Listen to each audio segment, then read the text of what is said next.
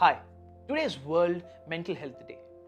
And what better day than today to emphasize on the need and the importance of mental health than ever before. Although every single day is necessary, but days like these become the reason for us to emphasize. Of late, the conversation that I'm having offline and online with a lot of my friends, trainees, acquaintances, one thing that I have noticed in common is this sinking feeling of negativity that we are all going through.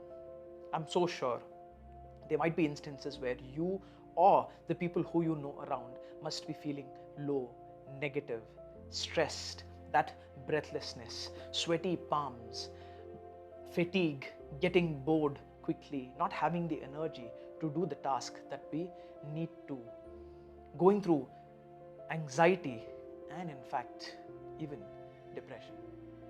Because this pandemic and the lockdown has had a much more heightened spike in the number of cases that we are getting to see, especially in terms of mental health, especially with mild anxiety as well as signs of depression that are increasing all around. In fact, when I was looking at one of the statistics, it says that 1 in 7 Indian is actually experiencing some kind of mental health disorder, be it in terms of anxiety or depression. And in fact, the sad part is that one of the reasons why it's often ignored in our country is largely because mental health itself is a taboo. In fact, we don't want to talk about mental health to others, even to a stranger if you have to seek help. Why? Because often it is, at least I think as a society in our country, considered as weakness, in fact, to even share, to expose our vulnerabilities, to talk about our inner demons can be considered weakness. And I think that's hypocritical. The kind of bias that we have towards people who are suffering and struggling from such mental disorders, to the extent that they can even have psychological burden of whether they'll get the worthy spouse or not. Often people who are going through any kind of anxiety or depression are deemed as mental, and many derogatory words that are used to describe them, which is so not fair. Because remember, the ones who might be even deeming these aspects as a no-brainer might have gone through it sometime or the other, or must be going through. In fact, the irony is India is a multilingual country, and in all the major languages of India, you might definitely find a word for sadness, but unfortunately, there is no word for depression. There is no exact word for mental health, especially in our Indian languages. Look at the irony.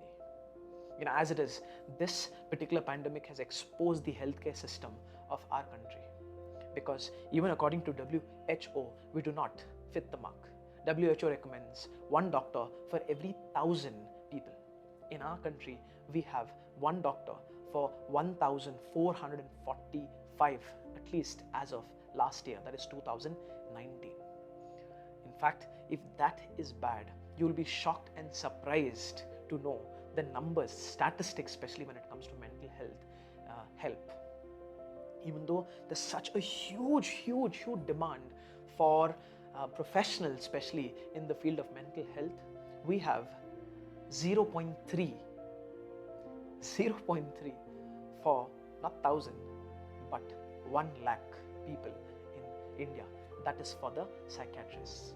And in fact, even dismal, that is 0.07 per 1 lakh, which is for the psychologists. And that is heartbreakingly alarming because of the growing number of cases where people are experiencing mental health disorders. I think as a country collectively, a lot of professionals, a lot of students, in fact, who are listening to me, who are probably eyeing on the field of psychiatry or psychology, just to make sure that you be the future backbone, at least of the future generations in terms of support, be their cushion. I think you should definitely consider this field, because there's a massive need and it's growing to, it's definitely going to grow. In fact, people say that the next pandemic, which is already there, I feel, is mental health. And in fact, one of the reasons why people will not sense it immediately is because it's, under the carpet. It's slow, it's brewing, and it's going to engulf, or has already engulfed, the entire world. I'm so sure a lot of reasons are responsible for it. But then I wanted to use this particular video to sort of, give you a hindsight, a background view about especially the urban and the rural divide. Imagine at least the urban areas still have some kind of focus when it comes to mental health. Imagine the rural areas. If anybody who is going through any such disorders, what they must be doing to cope up with. In fact, it's the young and the old as well. If you look at your grandparents and ask them, did they witness any such issues, they would say no. In fact, it suddenly seems like as if it's the younger generation, literally everybody, almost everybody, especially when it comes to the younger generation, who are going through all of these issues. Well, I think there's some truth to it, and also there's not exactly all the details and facts. It's true that compared to the older generation, the younger generation definitely experiences these issues even more, because let's face it, the world that they lived in and the world that we live in is very, very different. Oh, okay, I'm also old. The world that you live in is very, very different. The reason why is because I can think of instantly 3, and then I'll add one more to it. 1, think about it. Back when our grandparents were young, I'm sure there was even greater sense of community. For the social animals that we are, they like to move around. Within the family, there was an extended family, which in fact was the neighborhood. Smallest of the celebrations were done together by the neighbors. And because we are such human beings which are driven by society and community and that communion, in fact, it made people a lot more in company and less lonely, like how many of us feel today.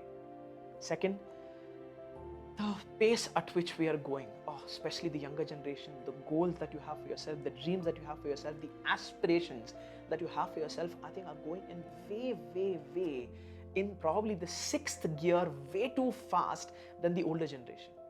Back in those days, people were a lot more happier, earning an XYZ amount of money, probably having an XYZ house, even if it was one or even a rented house. It didn't matter whether it was a big house, small house, as long as the family met together, sat together, ate together, celebrated together. Those goals that are on such acceleration are another big reason why we're experiencing such mental health issues today. Third is a demon. It's a true demon. Ideally, what was considered as a blessing for a lot of our lives has actually become that devil incarnation for many. It's technology. Think about it. With this social media frenzy, with the amount of negativity that we get even on social media, even on Instagram these days, is so heartbreaking. There's so much hate, there's so much of divide. Even if that's not there, we have like thousands of people, some lakhs of people who follow you, yet you feel lonely, yet you are not able to face your own company and enjoy your own company in totality.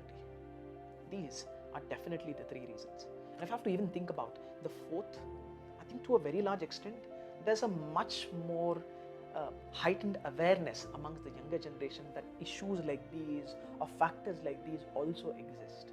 Maybe the older generations definitely witnessed it, but they disregarded it.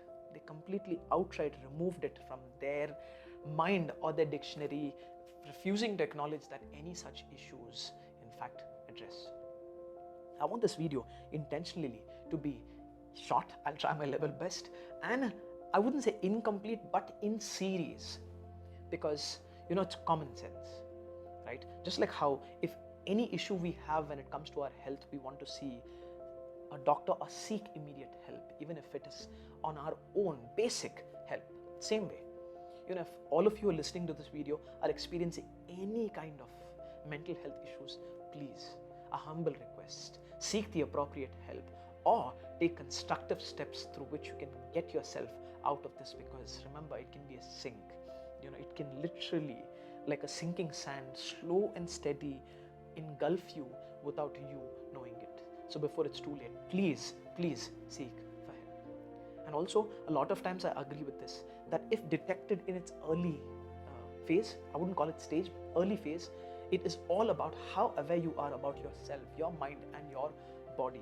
If you can really be aware of it, or get in touch with it, and if you see any signs, please, just like how when the condition is very mild, whether it's our cold or fever, like how we immediately wear a sweater, have a nice hot cup of coffee, or probably a homemade soup which we try to remedy ourselves with. I'm obviously not talking about just popping a pill just because we are not feeling well, or when we feel that we might not be feeling well. It's only when our temperature is really high, our parents or us take the right medicine by going to the doctor, definitely no self-medication. Same way, I believe in this, that the ones who are in the early phase, you have no idea the power small acts have on you. And in fact, our next few videos are all going to be that. How small acts by you can have a huge impact, especially when it comes to your mental health. And remember, we both are in this together. A lot of what I'm going to be talking about in the next few videos are things that I have done because I've been there too. In fact, I might also be there to some extent. And I fight my demons. I make sure that I do what I need to do in order for me to get any kind of positivity and get myself the right kind of help I need. So keep a watch on our next few videos, wherein I will talk to you about small acts that you can do in order for you to get yourself that help on your own, to de-stress yourself, to take care of your anxiety as well as your depression. Until then, please take care of yourself and the people around you, and have a beautiful life.